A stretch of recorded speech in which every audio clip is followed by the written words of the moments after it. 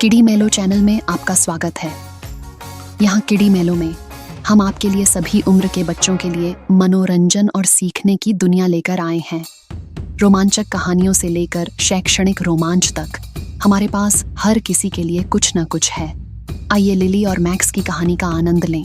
एक बार की बात है, एक अनोखे छोटे से गांव में लिली नाम की एक जिज्ञासु युवा लड़की रहती थी। लिली को पास के जंगल में घूमना बहुत पसंद था। वह हमेशा अपने भरोसेमंद कुत्ते मैक्स के साथ रहती थी। वे अविभाज्य मित्र थे।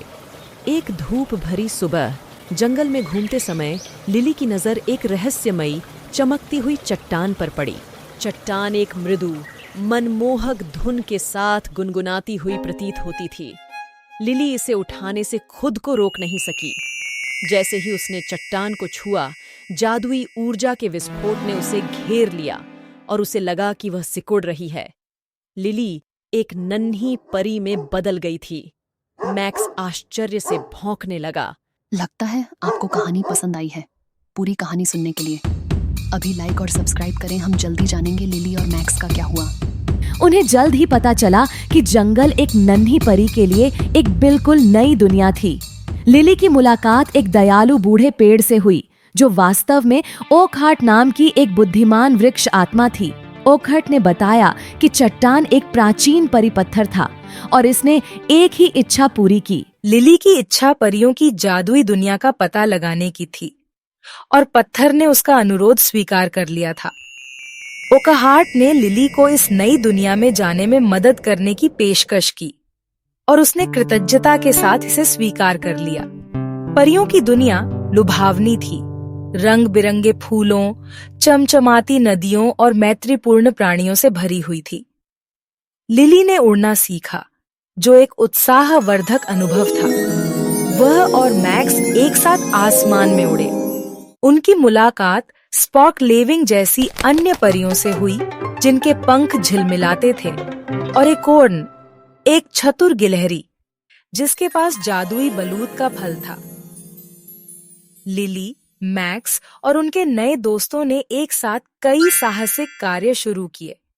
उन्होंने खोए हुए खरगोश को घर पहुंचाने में मदद की और मकड़ी के जाल में फंसे जुगनू को बचाया। लिली और मैक्स ने परियों की दुनिया के सबसे बड़े आयोजन फायरफ्लाई महोत्सव के लिए तारों की रोशनी जुटाने में भी मदद की। जैसे जैसे समय बीतता गया, लिली को अपने परिवार की याद आने लगी और वह घर लौटना चाहती थी, लेकिन परी पत्थर केवल एक इच्छा पूरी कर सका। ओकहार्ट ने उससे कहा कि इच्छा को उलटने के लिए उसे निस्वार्थता का कार्य करना होगा।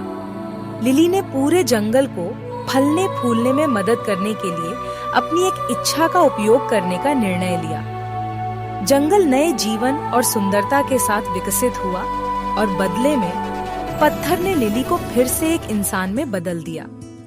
भारी मन से लिली ने अपने परी दोस्तों को अलविदा कहा और जब भी संभव हो मिलने का वादा किया। मैक्स खुशी से भौंकने लगा, यह जानकर कि वे अपनी दुनिया में लौट रहे होंगे।